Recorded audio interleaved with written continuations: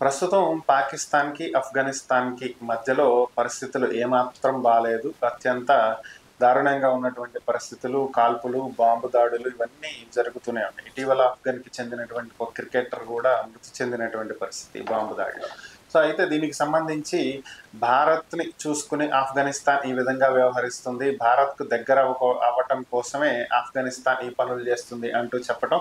దీనికి సంబంధించి ఆఫ్ఘనిస్తాన్ ధీటుగా బదులు చెప్పడం కూడా జరిగింది. అయితే ఇప్పుడు మరొక వాదనని పాకిస్తాన్ తెర మీదకి తీసుకొచ్చింది. పాకిస్తాన్‌లో ఉన్నటువంటి అత్యంత విలువైన రేర్ ఎర్త్ మెటల్స్‌ని దోచుకోవటం కోసమే ఆఫ్ఘనిస్తాన్ పాకిస్తాన్ ఆక్రమించుకోవాలని చూస్తుంది అనేది పాకిస్తాన్ వాదన. అయితే దీనికి సంబంధించి ఆఫ్ఘనిస్తాన్‌లో ప్రస్తుతం ఉన్నటువంటి తాలిబాన్ ప్రభుత్వం చాలా సంచలనమైనటువంటి ప్రకటన చేయడం జరిగింది.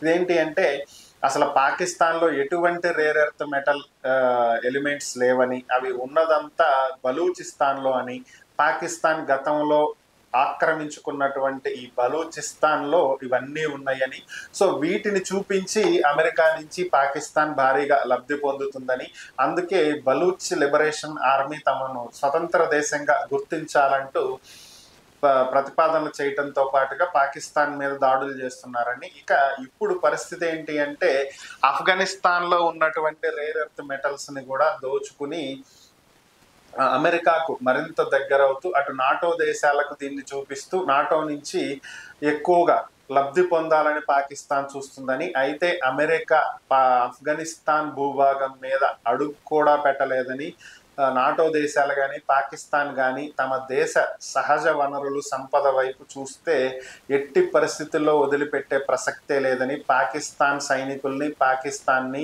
ఇండియా బోర్డర్ దాకా తరిమి కొడతాము అంటూ ఆఫ్ఘనిస్తాన్ సంచలన ప్రకటన చేయడం జరిగింది.